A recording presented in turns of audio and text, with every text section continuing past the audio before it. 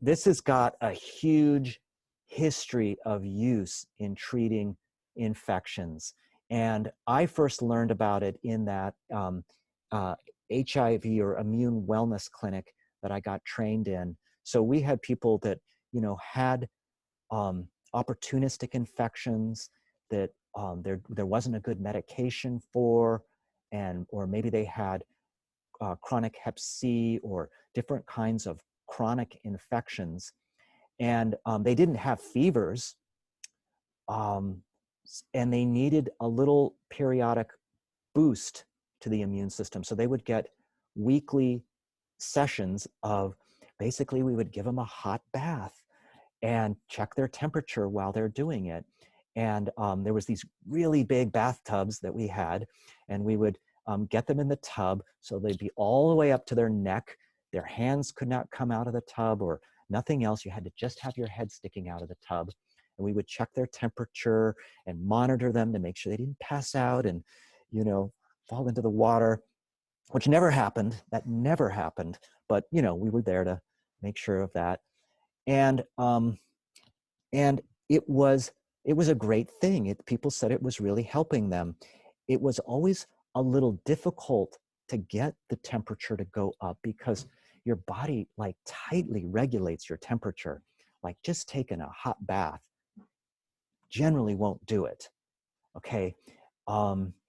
We would push the temperature up to 101 was our target, and we keep them there for about 10 minutes and then we bring it down. So I've known about it for a long time as a great immune booster, and then I've been watching the videos on YouTube by this Dr. Sehol, and he's a pulmonologist, so he's right there in the front line treating patients with COVID-19, and he's going through literature reviews on the scientific reviews, explaining some of the basic concepts about what's going on with this disease. And I've been really liking his summaries. And then one day he comes out with the evidence that hyperthermia could be helpful with COVID-19. And he does a pretty good job on that. It, it boosts up the innate immune response, and it lowers the inflammatory response associated with that. And there's a long history of scientific exploration of this. It was at one time a major therapy used for syphilis. So before penicillin was discovered, there was hyperthermia, basically giving people fevers was clearing syphilis out of their body. And it was done with other infections as well. In fact, it was used for patients in the 1918 flu pandemic. And there's documented evidence that actually people did very well under that treatment. And so I'm going to send you guys as well the link to his video. He does a better job of explaining the science of it than that I'm going to try to do here. And he gets a lot of the history of it. He misses a lot of it as well. He doesn't include a lot of it, I should say. And up here in the upper right corner, I've got this picture of this famous herbalist Samuel Thompson, who was this was in the 1700s, and started a major healing movement in the United States to treat all of these epidemics that were happening with the frontier people in America. They brought all of these diseases with them from Europe, and then, living in these poor conditions, they were really suffering from yellow fever and all these different ones.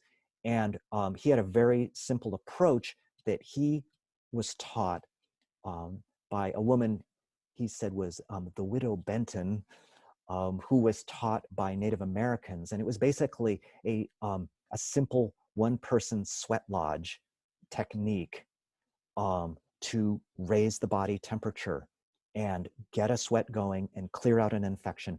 And so some of you may have seen that YouTube video that I made about doing this. And I want to say that there's basically, I see it as two levels you can do. When you get sick, you can warm yourself up and you can get a sweat going. And that's a good thing. Okay, that will do a lot. That for me is the most important primary thing. I put that above um, herbs and homeopathics and nutrition and vitamin C. It's like, get me heated up so I can get that sweat going, because um, the problem with infections a lot of times is that in the beginning, the body is slow to kick in. The fever doesn't come on right away. There's the chills, right? But if you take your temperature, it's kind of low. You know, your skin is flushed, but you're not really kicked in yet. And there's some evidence that coronavirus actually suppresses the immune system. And so it's suppressing that innate immunity, and we need to kick it up a bit. So you can just warm yourself up and get a sweat going. And there is sort of the next more degree of force is to actually raise your core temperature, actually induce a fever. And I've got this picture of myself right here where I look quite sick, and I'm actually very healthy. This was about 2 weeks ago. I wanted to see if I could raise my core temperature at home. And I had to really try. I tried it in different ways. I tried it with a hot water bottle and a blanket. I like took a hot shower, I have this giant hot water bottle. It's like a little water bed almost. You know, I bundled up with that, and I got myself sweating, but checked my temperature. It was the same. It was the same. It was the same. It wasn't until I figured out I had to have my blanket going over the space heater, so it was like hot air was rising up. That really did it. And on this picture here, I'm at like almost 101. I was like 100.8. And I did that for like 10 minutes, and then I brought the temperature down, and it was very cleansing, a little exhausting, but I put it out there as it's a little hardcore treatment. And I would really only say it's the kind of thing you would maybe do once if when you're sick. You wouldn't do it all the time. You wouldn't do it more than once a day. I mean, you can't. It's too big of an ordeal. Um, but it's really interesting, and I think that that we will see more people experimenting with that. And there's a lot of different methods on how to do it. And this is, of course, something that millions of people do every day. It's a major practice in much of Eastern Europe and in Asia, well, Japan especially. And, you know, we think of it here as this kind of luxury relaxation treatment. But I tell you, I've really pursued this a bit, and I've gone to Germany to study it. It's really treated as a medical therapy. Like, people do this practice because they know that it keeps them healthy. It keeps them from getting the flu or getting over it very, very quickly. And we've sort of lost touch with that in the United States. So I want to put it out there as one of the options. But there is something that I came to learn of as better, a different form of hydrotherapy. Like, you can raise your core temperature, but there's another thing you can do, which is you stimulate the reflexes on the surface of your body with cold applications. And I went over this in that video that I gave. I just gave some hints about it. It's a very simple process. You know, you warm yourself up, and then you apply one thin layer of a cold washcloth that's been wrung out thoroughly. You apply that on your body and then put a blanket over you. Okay, so what does this do? It causes a kind of circulation to happen. So when you lay this cold, wet towel, it sounds horrible, but it's not that bad. You lay it over your chest. The blood supply to your lungs is actually shared with the skin over that area as well. And so when you put the cold on your chest, the initial reaction is the blood is shunted into the lungs, and then it is pulled back out of the lungs as a process to warm up that towel. So the blood goes first deep inside and then it comes back out and it starts warming the surface, and it creates a kind of outward flow of the circulation, which seems to draw inflammation and infection off of the internal organs. And this is a major strategy that I've used when I'm helping people that have had really intense infections from all kinds of things. And I've seen it really work. And it is not well known about here, but I tell you, in certain parts of the world, they know all about it. And 100 years ago, people knew all about this. And it is, like I said, really, really simple, gentle process. So let's say you're sick and you're lying in bed and you're trying to deal with this, you're taking care of yourself. When you get up, you get a hand towel and you run it under cold water and wring it out thoroughly so it's just damp. And then you go back to bed, you warm up again. Once you're warmed up, you take that cold wet towel, unroll it, put it one layer thick over your chest and abdomen. And then you should probably put a dry blanket, or a dry towel over the top of that. So you don't get water everywhere. Put a blanket over that and just wait until you fully warmed up that towel. It's that simple. And you'll know that it's helping you once you've warmed up that towel, and then you can take that off and just relax and probably do another cycle or two. So there's, and then I have in How this picture far here. apart? How often? I thought you just said to do it once a day, or how? Depends on how sick you are. Okay. Yeah, yeah. Okay. In this upper left picture here, there's someone getting the wet sheet wrap, which is the full body thing, which you can't do on your own. But that's another one that has a good track record.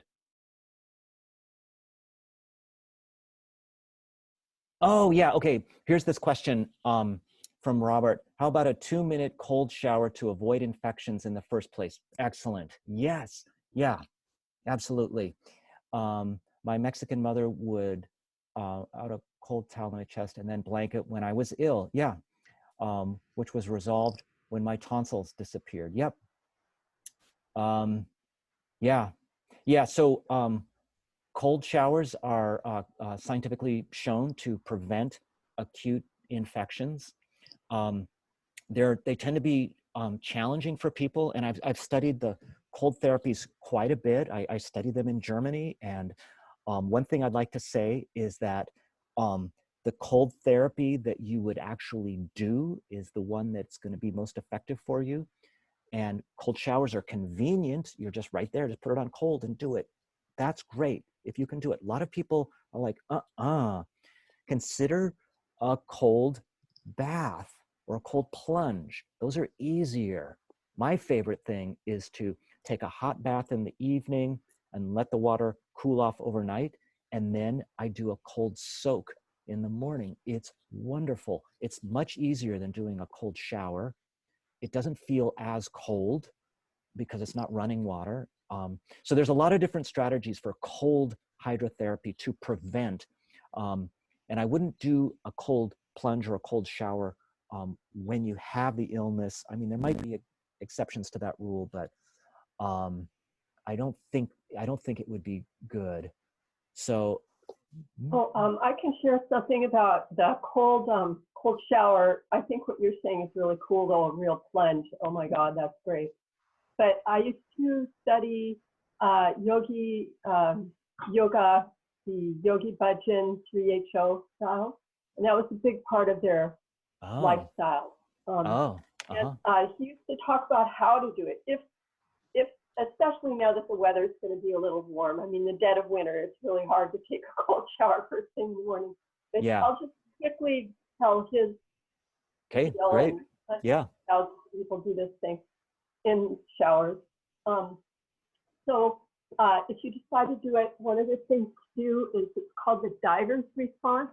Like the shower's coming down here and you're aside from it. First, put your forehead in it, and that helps your brain go, oh, we're getting in some cold water now. And so that kind of prepares you. And again, you know, if you're feeling robust, you do this. And the purpose is that it drives the blood to your inner organs, which is very beneficial. That's the idea. So you do that, and then maybe you do your forearms, maybe the insides of your thighs, and then, you know, kind of get it and dance with it. And he used to say, just how long should we do it? It's like, do it until the water starts to feel warm or okay. Yeah. It's so interesting because and sometimes that only takes like 90 seconds before it's like there. It's surprisingly simple. And it's also, I found, I haven't done this as much lately because I've felt so exhausted and weak that I want to start.